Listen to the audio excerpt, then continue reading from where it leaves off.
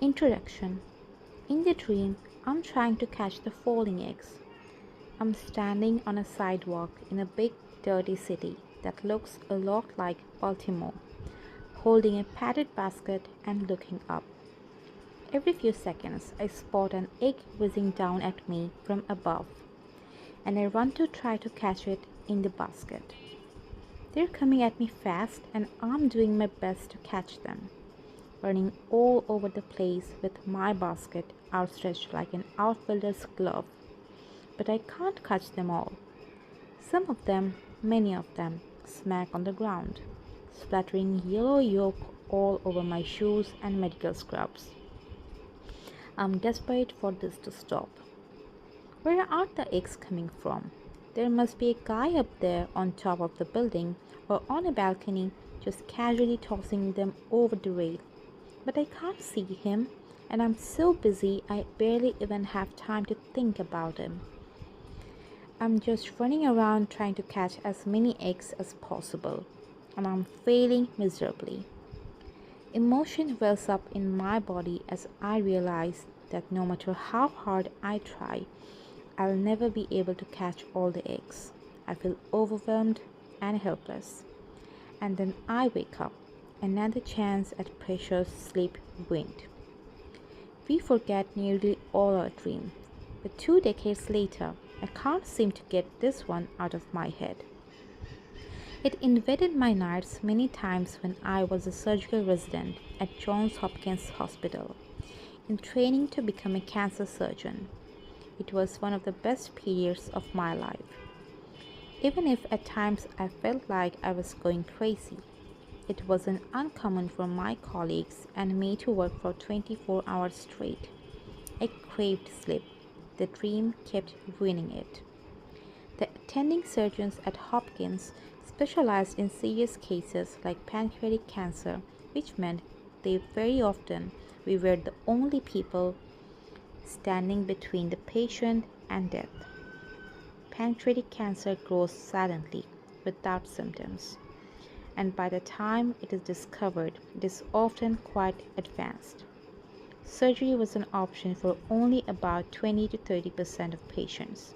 We were the last hope. Our weapon of choice was something called the Whipple procedure, which involved removing the head of the patient's pancreas and the upper part of the small intestine, called the duodenum. It's a difficult, dangerous operation, and in the early days, it was almost always fatal. Yet still surgeons attempted it. That's how desperate pancreatic cancer is. By the time I was in training, more than 90% of patients survived for at least 30 days after this surgery. We had gotten pretty good at catching the eggs. At that point in my life, I was determined to become the best cancer surgeon that I could possibly be.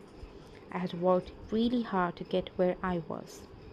Most of my high school teachers and even my parents had not expected me to make it to college, much less graduate from Stanford Medical School. But more and more, I found myself torn. On the one hand, I loved the complexity of these surgeries, and I felt elated every time we finished a successful procedure. We had removed the tumor, we had caught the egg, or so we thought. On the other hand, I was beginning to wonder how success was defined. The reality was that nearly all these patients would still die within a few years. The egg would inevitably hit the ground. What were we really accomplishing?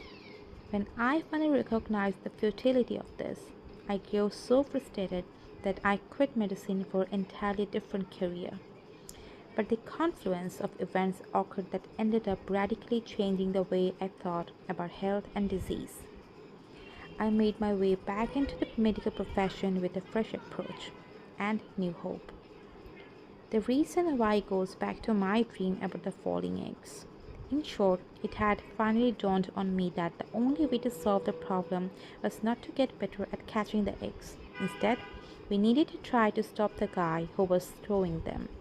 We had to figure out how to get to the top of the building, find the guy, and take him out. I have realised the job in real life. As a young boxer, I had a pretty mean left hook, but medicine is obviously a bit more complicated. Ultimately, I realized that we needed to approach the situation, the falling eggs, in an entirely different way, with a different mindset and using a different set of tools. That, very briefly, is what this book is about. Thank you.